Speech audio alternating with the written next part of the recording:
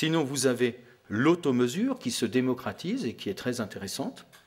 Et vous avez la mesure ambulatoire de la pression artérielle qui a une valeur, je dirais, supplémentaire, surtout dans ce type de pathologie, puisque c'est le seul moyen technique pour nous donner la mesure nocturne. Et dans ces pathologies, dans la pathologie rénale avant la greffe, il y a déjà une inversion du rythme jour-nuit qui est fréquente. Et après la greffe et dans les transplants, et même chez les cardiaques qui n'avaient pas de pathologie rénale initiale, il y a très souvent une inversion jour-nuit. Donc vous voyez de façon caricaturale que la charge tensionnelle de nuit n'est pas celle de jour chez ce patient. Ça, c'est un greffé cardiaque. Alors les greffés cardiaques ont une particularité, c'est qu'il y a souvent une désorganisation, surtout dans les 2 premières années, où il y aura une réénervation progressive, jamais complète mais progressive. Et au début, il y a une désorganisation. Et dans les greffés cardiaques, il y a certes des hypertendus, mais il y a aussi des syndromes hypertension-hypotension. C'est-à-dire que le même malade va conjuguer une hypertension pour laquelle on voudrait faire plus et des hypertensions catastrophiques que je vous illustre là-dessus. C'est un tilt test qu'on avait pu faire à la clinique. On a un système invasif non invasif pour le faire. Vous voyez ici la fréquence cardiaque. Il n'avait pas de pacemaker. Sa fréquence cardiaque elle n'est pas très élevée, là.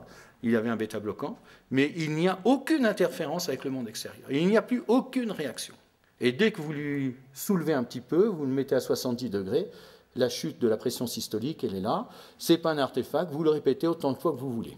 Vous allez arrêter au bout d'un certain temps, ou alors c'est que vous avez des pulsions sadiques, et c'est très difficile parce que ce patient est aussi hypertendu. Alors l'approche du traitement, eh bien, d'abord c'est l'environnement, et vous allez essayer de diminuer les stimuli hypertenseurs. Donc la corticothérapie, on peut la diminuer, on l'a construit beaucoup mieux maintenant et on arrive à la diminuer beaucoup plus vite de façon beaucoup plus importante. Pour la petite histoire, les problèmes d'hypertension sont sortis plutôt en greffe cardiaque. Il y avait 2 populations pour les greffes cardiaques. Il y avait les centres où c'était les cardiologues qui découvraient la greffe et qui s'occupaient du traitement, et ils avaient tendance au début à mettre des bien plus fortes doses.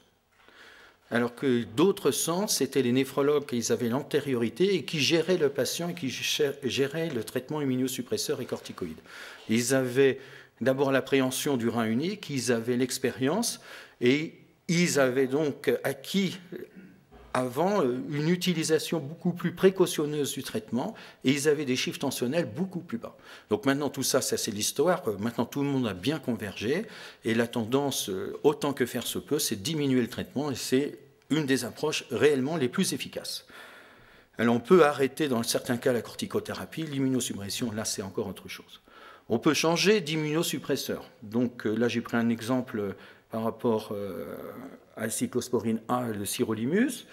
Il y a eu le tacrolimus, enfin, pour prendre les 3 qui sont utilisés actuellement. Il y a des différences, on peut faire des belles courbes avec des statistiques, mais on a des petits gains. On ne change pas la problématique.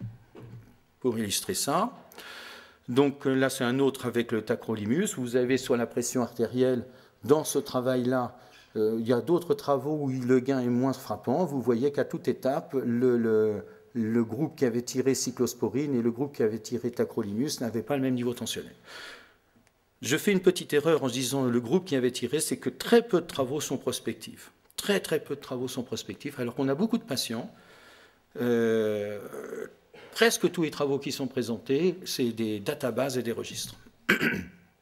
Alors, quelles sont les spécificités du traitement antihypertenseur ? Eh bien, il y a quelques spécificités que je vais dire historiques entre les inhibiteurs calciques et les traitements immunosuppresseurs. Comme les traitements immunosuppresseurs étaient extrêmement rares, extrêmement chers au début, que certains calciques, notamment par exemple le verapamil, pouvaient économiser le traitement, on avait essayé de mettre ces traitements en avant. Maintenant, on ne cherche plus trop à manipuler les taux sanguins. Il y a trop d'erreurs et de variations, donc on n'utilise plus cet aspect. Il y a bien sûr l'aspect de la sténose rénale. Je vous donne les chiffres actuels. Les sténoses rénales, spécifiquement pour les greffons rénales, c'est moins de 2% maintenant. J'ai mis 2 à 3, mais c'est moins de 2% qui vont conduire à une revascularisation. Les problèmes d'effets secondaires, Le problème du régime désodé, on pourrait croire que ces gens qui sont passés sur des difficultés extrêmes vont suivre un régime désodé, mais comme on n'aura pas bien éduqué, ils ne le suivent pas, on va dire que ça comme ça. Le syndrome métabolique, et pour le rein, le problème du rein unique et qui change quand même l'abord du traitement antihypertenseur. Polémique sur la place des IEC et des ARA2, ils ont toutes leur place avec un énorme danger rein unique et donc certainement pas laissé dans la nature, c'est du lait sur le feu. Est-ce qu'ils ont un bon emploi? Je suis certain qu'ils ont un bon emploi.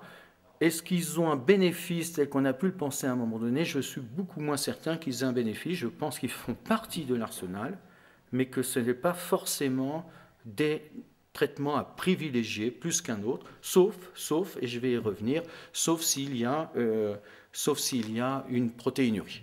Donc juste pour résumer, c'était un papier de 2006 en reprenant 2 papiers. Il y a des gens qui croient beaucoup aux IEC et ARA2 avec des papiers montrant une très nette supériorité, et d'autres qui présentent d'autres papiers montrant que les calciques font beaucoup mieux que des IEC. Donc on peut trouver les deux dans la littérature, c'est pas facile de se faire une idée fixe.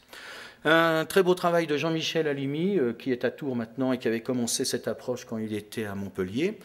Donc il a regardé la micro et la macroalbuminurie. Vous voyez que sur le risque de mort, la microalbuminurie a un odds ratio de plus de 5 par rapport à la normoalbuminurie. Si vous prenez le crescendo, la macroalbuminurie par rapport à la microalbuminurie, un ratio de 4, donc 4 fois plus de morts. Et donc l'albuminurie, dans cette population de greffés, a même une plus grande valeur prédictive de mortalité que dans la population diabétique et dans la population générale. Donc c'est un marqueur de risque, et là, il n'y a aucun doute, c'est un énorme marqueur de risque. Ça, c'est pour la mortalité. On retrouve exactement la même chose pour la perte de greffons. Marqueur de risque ne veut pas dire facteur de risque. Si vous mettez un ARA2 ou un IEC, vous allez nettoyer biologiquement la microalbuminurie. Je ne sais pas ce que ça donne, je n'ai pas vu de papier convaincant en quoi que ce soit sur les greffés. Par contre, dans la population générale, maintenant les papiers sont accumulés. Ce n'est pas parce que vous nettoyez la microalbuminurie que vous sauvez une seule vie. Donc cette distinction entre marqueur de risque et facteur de risque est absolument importante. Donc dans les recommandations, la CADIGO qui vous a déjà été présentée, il y a les effets seuil, j'en ai parlé un petit peu. Est-ce qu'il faut être un peu plus actif sur la microalbuminurie? Je vous ai dit ma réticence de prendre ça comme marqueur. Et ce qu'il faut retenir ici, c'est pour l'emploi des médicaments, c'est que toutes les classes sont bonnes à prendre. Il n'y a pas de classe à enlever, il n'y a pas de classe à privilégier. Et sauf la seule prédilection, c'est s'il y a une protéinurie, alors 1 gramme, on peut peut-être discuter à 0,5 grammes, mais pas en dessous en tous les cas. Là, il y a un avantage à prendre des IEC et des ARA2. Donc en conclusion, c'est une maladie qui est encore très fréquente, qui est un vrai problème.